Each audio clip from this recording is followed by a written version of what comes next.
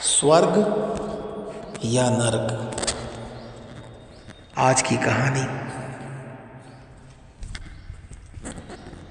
किसी गांव में एक साधु रहता था जो दिन भर लोगों को उपदेश दिया करता था। उसी गांव में एक नर्तकी थी जो लोगों के सामने नाचकर उनका मन बहलाया करती थी। एक दिन गांव में बाढ़ आ गई और दोनों एक साथ ही मर गए।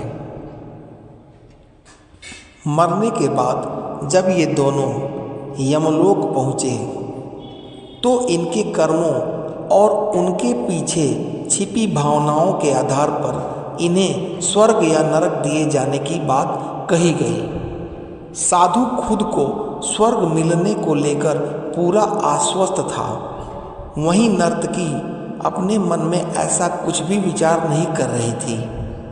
नर्तकी को सिर्फ फैसले का इंतजार था। तभी घोषणा हुई कि साधु को नरक और नर्तकी को स्वर्ग दिया जाता है। इस फैसले को सुनकर साधु गुस्से में यमराज पर चिल्लाया और क्रोधित होकर पूछा, यह कैसा न्याय है महाराज? मैं जीवन भर लोगों को उपदेश देता रहा और मुझे नरक नसीब हुआ, जबकि यह स्त्री जीवन भर लोगों को रिझाने के लिए नाचती रही और इसे स्वर्ग दिया जा रहा है। ऐसा क्यों? यमराज ने शांत भाव से उत्तर दिया, यह नर्तकी अपना पेट भरने के लिए नाचती थी, लेकिन इसके मन में यही भावना थी कि मैं अपनी कला को ईश्वर के चरणों में समर्पित कर रही हूँ। जबकि तुम उपदेश देते हुए भी यह सोचते थे कि काश तुम्हें भी नर्तकी का नाच देखने को मिल जाता।